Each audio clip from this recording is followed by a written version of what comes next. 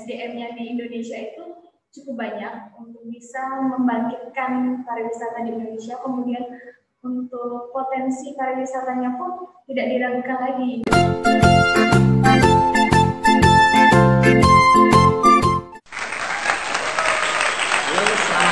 Teman-teman semuanya, Assalamualaikum warahmatullahi wabarakatuh.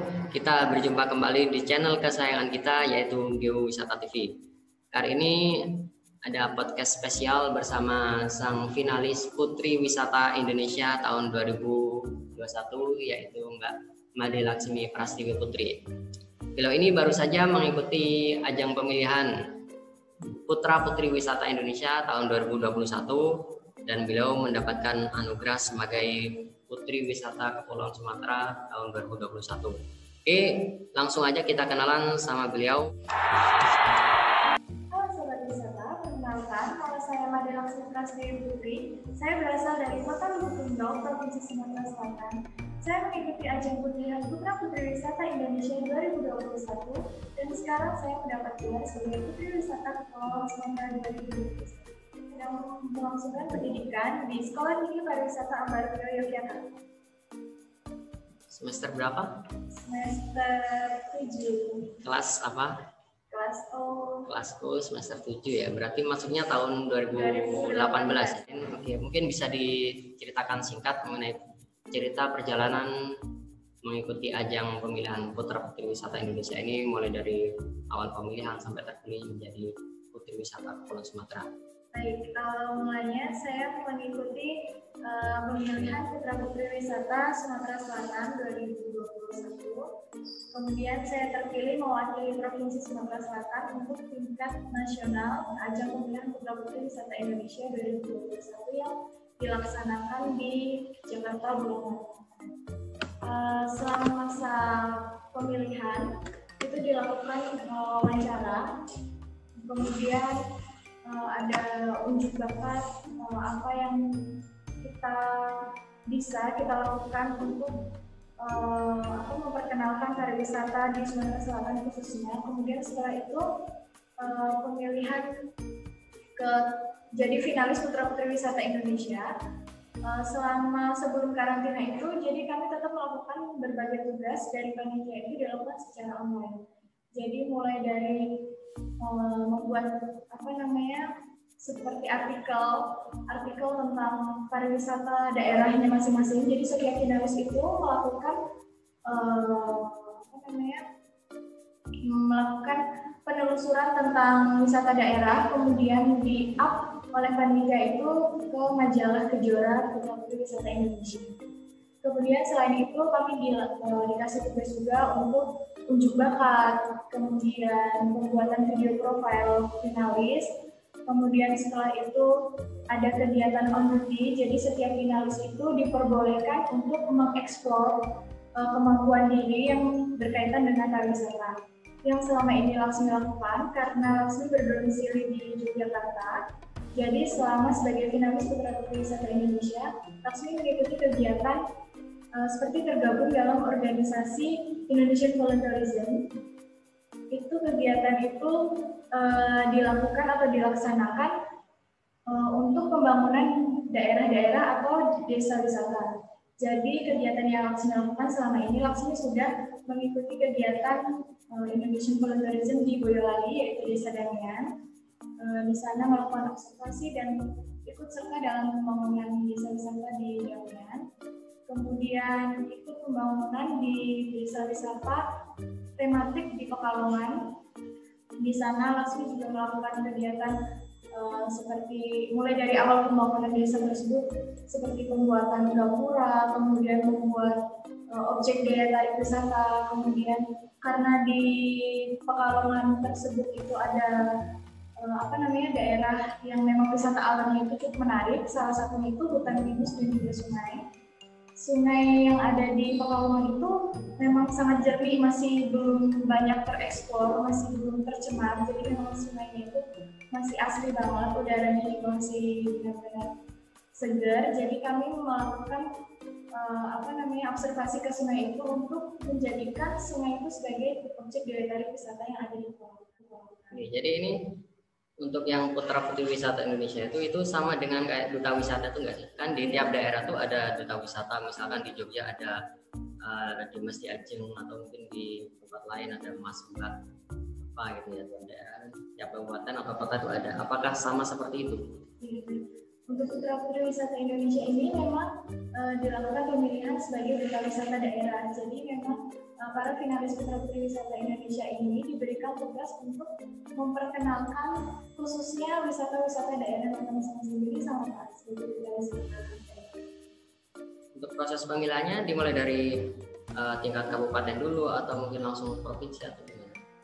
Untuk pemilihan putra putri wisata Indonesia ini khususnya Sumatera Selatan kemarin dilakukan secara handpick langsung dari provinsi Sumatera Selatan, jadi tidak melakukan pemilihan dari daerah, jadi dari langsung handpick ke provinsi, kemudian provinsi mengirim ke nasional. Untuk yang proses karantina atau waktu yang acara grand final itu kan di Jakarta pada bulan Maret ya, mungkin bisa diceritakan itu selama di karantina itu apa aja, kemudian waktu grand final itu acaranya apa aja, apakah seperti di TV-TV itu disiarkan di TV nggak sih? Di live TV itu. YouTube aja yang nggak di TV ya. Mungkin kalau semacam apakah ini semacam apa tuh ya, semacam Putri Indonesia atau apalah gitu, sama seperti itu mungkin bisa diceritakan. Baik, untuk kegiatan selama karantina, jadi selama karantina itu kurang lebih 5 hari di Jakarta. Itu kami kegiatannya ada latihan masing-masing sih, latihan uji bakat masing-masing, kemudian ada pembagian materi. Jadi ada beberapa narasumber, termasuk salah satunya itu Brigasen dari Dinas Pariwisata Buleleng Bali itu melakukan pemberian materi, kemudian memperkenalkan, kami diberikan waktu untuk memperkenalkan pariwisata daerah masing-masing ke para finalis lainnya. Kemudian ada kegiatan head to head, jadi para finalis ini dipersilakan membuat pertanyaan tentang wisata, itu wisata Indonesia boleh, wisata daerah juga boleh. Jadi pertanyaan itu kemudian kami kumpulkan jadi satu, kemudian para finalis ini dipanggil satu persatu untuk mengambil secara acak. Kemudian pertanyaan itu dijawab dengan waktu yang sudah ditentukan oleh panitia. Setelah itu dari beberapa finalis itu dipilih sebagai top 5 sebagai putra putri wisata intelijen. Jadi nanti jawabannya itu memang tepat, baik, itu mereka masuk top 5, kemudian diberikan pertanyaan lagi untuk menjadi winner putra putri wisata Indonesia Intelijen 2021. Kemudian selain itu di masa karantina kami juga melakukan latihan dance untuk grand opening grand finalnya. Kemudian selain itu kita juga ada kegiatan seperti memamerkan kayak busana gitu loh. Jadi ada catwalk busana daerah, jadi ada busana adat, ada busana daerah. Busana daerah itu bisa dari daerahnya masing-masing seperti desa, kota. Kemudian kalau pakaian adatnya itu pakaian pakem yang memang digunakan para finalis. Misalkan saya sebagai Putri Wisata Sumatera Selatan, saya menggunakan pakaian adat Sumatera Selatan. Untuk pakaian daerah yang saya gunakan kemarin dari Kabupaten Sumatera. Kemudian selain itu sebelum grand final itu juga diadakan malam unjuk bakat. Jadi malam unjuk bakat ini tidak semua finalis melakukan unjuk bakat. Dari seluruh finalis ini, panitia memilih beberapa finalis yang memang video unjuk bakat yang sebelumnya sudah dibikin itu untuk ditampilkan. Jadi dipilih di sini 20 finalis untuk melakukan unjuk bakat sebelum malam grand final. Dan kegiatan-kegiatan selama karantina itu selalu menjadi penilaian juri. Jadi apapun yang kita lakukan, bagaimana cara kita berbicara dengan sesama finalis, bagaimana cara kita berbicara dengan juri, bagaimana cara kita berbicara dengan panitia, bahkan bagaimana cara kita berjalan di depan para finalis dan panitia itu sudah termasuk penilaian mereka. Jadi untuk pemilihan putra putri wisata Indonesia ini saya rasa cukup ketat. Jadi bukan hanya kemampuan kita untuk berbicara saja yang dinilai mereka. Jadi keseharian keseharian juga masih tingkah lakunya juga ya sehari-hari seperti apa. Kita harus bisa menempatkan kapan waktu kita bercanda, kapan waktu kita untuk serius.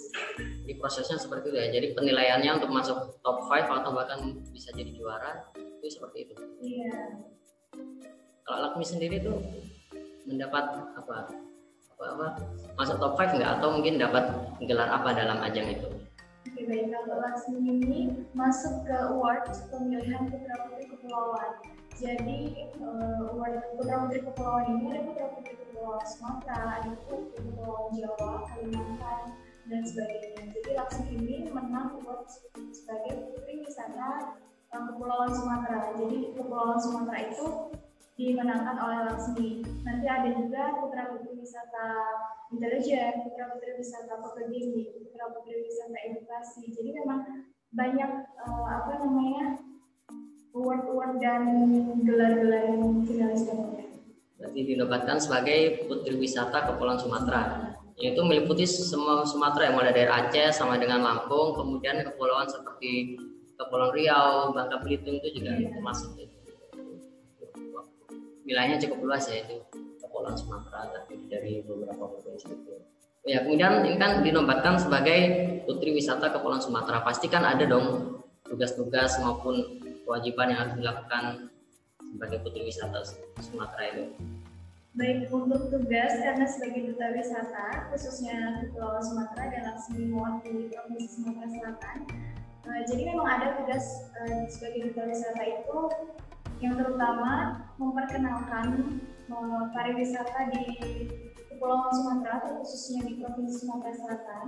Kemudian Laksmi juga bekerja sama dengan Dinas Pariwisata Provinsi Sumatera Selatan untuk membangkitkan kembali pariwisata yang ada di Sumatera Selatan khususnya, yaitu kami melakukan observasi kegiatan wisata ke daerah-daerah yang terdampak COVID-19 saat ini. Jadi memang ada beberapa daerah wisata di Provinsi Sumatera Selatan khususnya itu mereka berhenti beroperasi. Dan kemarin Laksmi juga melakukan observasi, kemudian Laksmi berkontribusi dengan Dinas Pariwisata Sumatera Selatan untuk merancang pembangunan untuk pembangkitan pariwisata di Provinsi Sumatera Selatan. Jadi tugasnya ya memperkenalkan dan juga ikut serta dalam pembangunan pariwisata di Sumatera Selatan. Itu kan kewajibannya, tugasnya ya. Kan di samping ada kewajiban pasti ada hak yang dimiliki. Terus apa sih hak yang Laksmi punya dengan predikat sebagai Putri Wisata Sumatera ini? Baik, kalau untuk hak yang Laksmi dapatkan sebagai Putri Wisata Kepulauan ini, jadi Laksmi memiliki legalitas untuk melakukan kegiatan pariwisata khususnya di Kepulauan Sumatera. Jadi akan ada kegiatan, misal pemilihan putra putri daerah. Jadi Laksmi memiliki legalitas untuk on duty atau sebagai narasumber di acara tersebut. Jadi kayak Putra Putri Wisata, finalis Putra Putri Wisata Indonesia ini memiliki lisensi atau jalan untuk tergabung dalam pageant, khususnya pageant Indonesia, itu untuk mengikuti kegiatan-kegiatan pageant lainnya. Katanya ada itu juga ya, Pak, semacam kontrak atau ikatan dinas dengan ya pemerintah daerah. Iya, itu kontrak 1 tahun dengan dinas daerah Provinsi Sumatera Selatan dan Kabupaten Musi Mawas. Itu karena Laksmi membawa nama kabupaten dan juga Provinsi Sumatera Selatan. Jadi kontraknya yang saat ini Laksmi ikutin itu tidak benar-benar yang harus ada di setiap kegiatan apa yang mereka lakukan. Jadi karena Laksmi memang masih kuliah di Jogja, kebetulan di Jogja dan jarak yang cukup jauh ke Sumatera Selatan. Jadi untuk kontrak tersebut bisa Laksmi lakukan secara virtual juga, secara online juga. Salah satunya memperkenalkan pariwisata di Kepulauan Sumatera dan Provinsi Sumatera Selatan khususnya itu melalui sosial media. Jadi pembuatan video, kemudian upload foto, kemudian membuat website juga itu, artikel juga itu termasuk salah satu tugas yang harus Laksmi laksanakan sebagai Putri Wisata Kepulauan Sumatera. salah satu tugasnya adalah mempromosikan wisata di daerahnya, tapi tidak harus langsung harus standby di Sumatera, boleh juga secara virtual ya, melalui video dan sebagainya. Apalagi karena ini ada sosial media, itu bisa kita berpromosi di sana tentang wisata daerah kita gitu. Oke, sekarang ini sebagai putri wisata itu artinya kan pengetahuan tentang pariwisata itu harusnya juga luas ya. Misalnya saya ini ingin mengetes nih, menguji pengetahuan seputar pariwisata kepada putri wisata Kepulauan Sumatera ini. Oke, saya ingin nanya ini, di Indonesia ini kan banyak sekali potensi wisatanya ya, baik dari potensi wisata alam, potensi wisata budaya, dan wisata yang lainnya. Nah, kira-kira kenapa sih wisata di Indonesia ini belum bisa berkembang secara seutuhnya gitu? Kita masih kalah dalam hal jumlah wisatawan, atau pariwisata kita masih di bawah dari negara-negara tetangga seperti Singapura, apalagi Thailand. Kita masih di bawah mereka pariwisatanya. Kira-kira usaha apa yang bisa kita lakukan untuk meningkatkan pariwisata kita ya? Baik, untuk hal itu, kalau menurut Laksmi pribadi, sebagian besar masyarakat Indonesia itu sebenarnya sudah menyadari bahwa sumber daya alam manusia, SDM-nya di Indonesia itu cukup banyak untuk bisa membangkitkan pariwisata di Indonesia. Kemudian untuk potensi pariwisatanya pun tidak diragukan lagi, mulai dari kebudayaan, wisata alam, dan sebagainya. Itu Indonesia memang kaya akan itu. Tetapi sebagian besar masyarakat Indonesia itu banyak mereka yang tidak stabil untuk melakukan adanya pariwisata ini. Misal ada di suatu daerah yang mereka membangun sebuah wisata itu hanya untuk sesaat, jadi mereka tidak memikirkan jangka panjangnya. Seperti kemarin masih viral-viralnya itu kebun bunga, jadi semua lahan itu dibuat kebun bunga, bahkan lahan pertanian pun dibikin sebagai kebun bunga. Dan gitu ya? Iya, dan sebagian besar masyarakat Indonesia ini hanya mengejar viral. Jadi awal ada pariwisata baru rame, tapi setelah itu tertinggal, jadi tidak memikirkan keberlanjutan pariwisata ini. Jangka panjangnya ini tidak dipikirkan. Jadi mereka kayak ya udah, yang penting dapat keuntungan di awal, di akhirnya mereka tidak memikirkan itu. Sedangkan untuk pariwisata yang berkembang di daerah-daerah lain, di negara-negara lain, itu kan mereka benar-benar menata keberlanjutan pariwisata mereka ini. Jadi tidak hanya jangka pendek, jangka panjangnya pun dan dampak-dampaknya pun mereka memikirkan itu. Sekarang negara kita, nggak cuma negara kita ya, di seluruh dunia itu kan sedang mengalami yang namanya pandemi COVID-19. Banyak sektor terdampak, salah satunya adalah pariwisata. Pariwisata di Indonesia ini bisa dikatakan ya terpuruk lah, apalagi waktu awal-awal pandemi dulu, dan sekarang mulai bangkit kembali. Nah, kira-kira apa yang bisa kita lakukan itu untuk membangkitkan kembali pariwisata di Indonesia, meskipun masih dalam kondisi pandemi, atau bahkan mungkin dalam pasca pandemi nanti, misalkan pandemi sudah dinyatakan berakhir, apa yang harus kita lakukan untuk membangkitkan kembali pariwisata? Baik, untuk langkah awal kita bisa melakukan pengenalan kembali pariwisata Indonesia ini melalui sosial media. Dan karena sosial media ini sangat berdampak di era globalisasi sekarang, karena di era sekarang itu era digital, di mana semua masyarakat itu pasti memiliki gadget. Nah, gadget ini salah satu alat yang digunakan, yang bisa kita gunakan untuk memperkenalkan pariwisata yang ada di Indonesia. Kemudian selain itu, kita bisa bekerja sama, terutama putra-putri wisata Indonesia ini bisa bekerja sama mengajak untuk dinas pariwisata terkait, dinas pariwisata daerah masing-masing, untuk bekerja sama melakukan pembukaan kembali pariwisata di era new normal. Itu kita bisa melakukan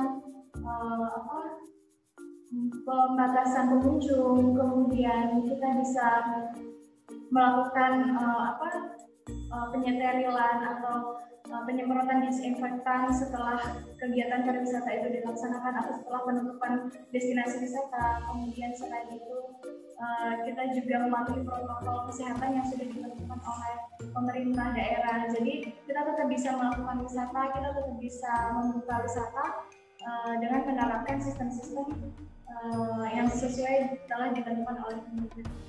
Kalau yang sudah Laksmi tahu, penerapan di lapangan penerapan protokol kesehatan di tempat wisata itu seperti apa? Untuk yang selama ini Laksmi tahu, karena Laksmi tinggal di Jogja, kemarin sempat datang ke Taman Sari Yogyakarta.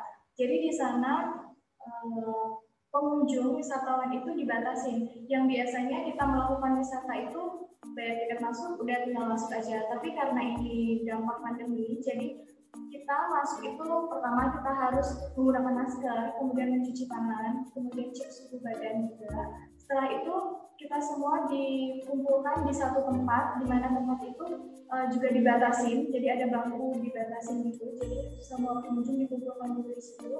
Kemudian kita dibagi per kelompok, jadi maksimal satu kelompok itu 10 orang dengan jarak yang sudah ditentukan oleh petugas wisata di sana. Kemudian setelah itu diwajibkan menggunakan tour guide yang ada di Taman Sari. Jadi pengunjung yang biasanya itu tidak beraturan.